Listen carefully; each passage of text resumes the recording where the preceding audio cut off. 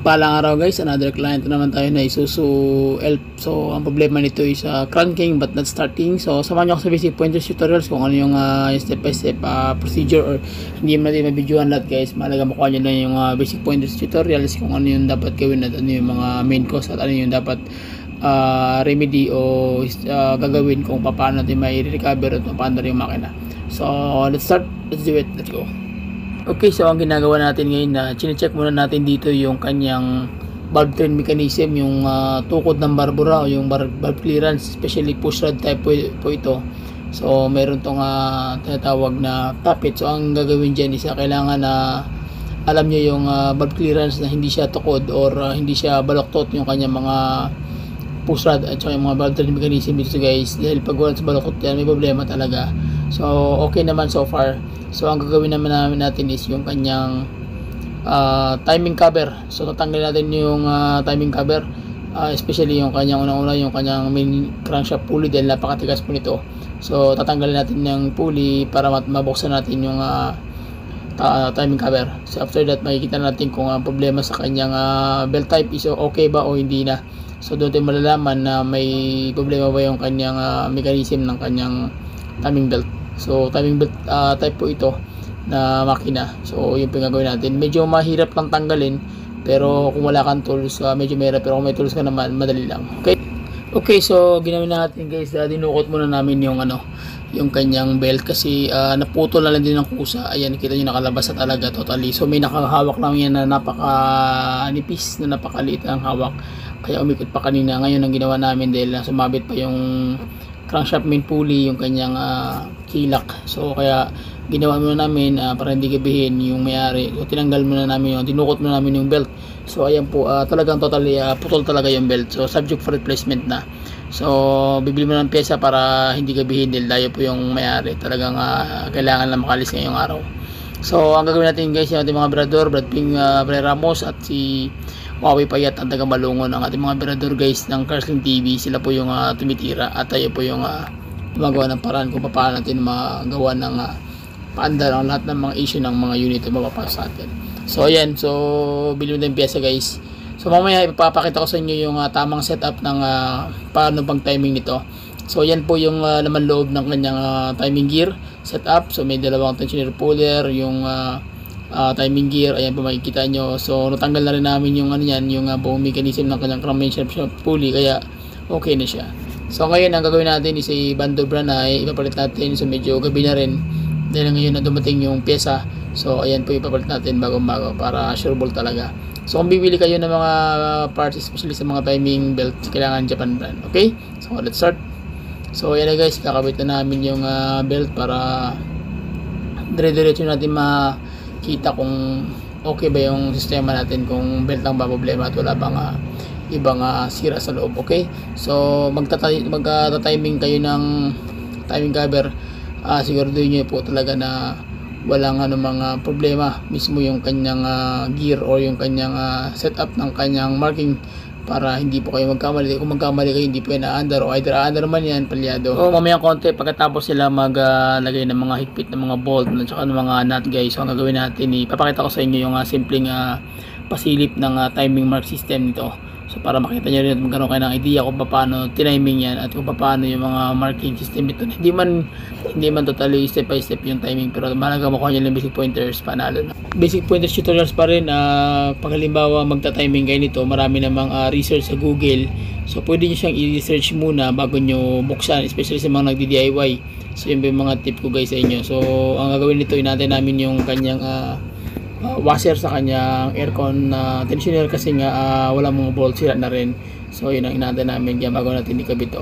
So ayan, mamaya guys papakita ko sa inyo at paliwanag ko ng summarization na explanation kung paano ito na timing yan guys.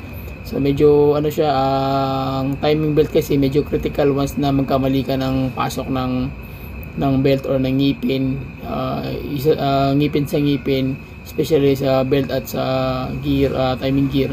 So kailangan akma talaga nila. Kung hindi akma yan, either hindi tatak o hindi aandar, or aandar man pero palyado o mag-vibrate, so magkakaroon ng problema yung engine.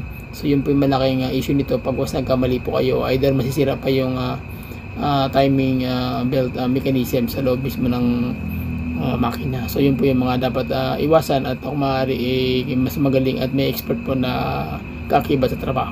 Okay, so check natin yung timing. So ngayon makikita nyo yung crankshaft main pulley na harapan na yung timing gear nya. Ayan po yung kilak. So makita nyo nakatapat po yun sa may arrow at meron pang patusok yan. So yan po yung timing nya. So kailangan nakatiming muna yung yung main pulley. After that yung kanyang injection pump. Ayan po, isang butas lang yan, timing hole lang yan. So yan po yung gagawin, tutusukan nyo po yan para makita nyo at ma-timing na siya. Pati yung sa kabilang gear din na nakatusok din yan, ayan, bolt luma na mahaba. So para siyang Ford Ranger guys na nakatusok na timing.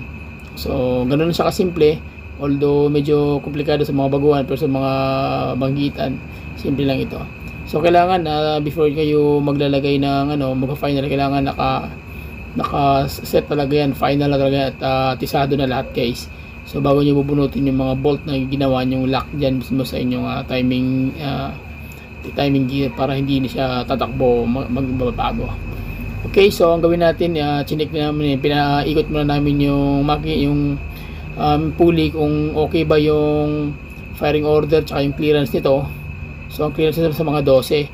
So far okay naman, wala namang balokot namin naramdaman. So chinik namin yan, 13, yung firing order nito is 1342.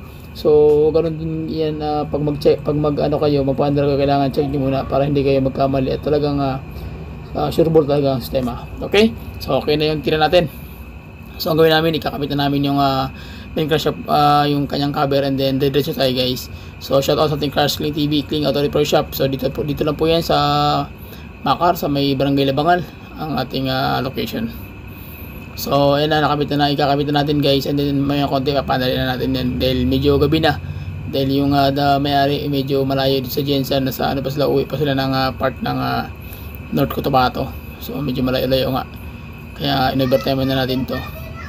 Ayan guys, kakabit na natin yung cover, and then after that diretso na yan, kakabit na natin yung pulley. Okay.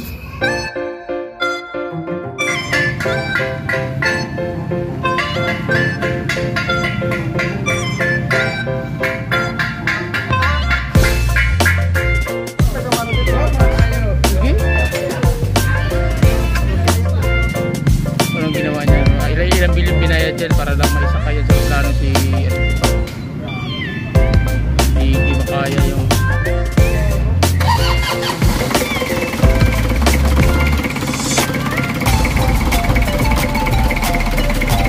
okay. So salamat sa Panginoon at natapos din kami, medyo ginabi na rin kami.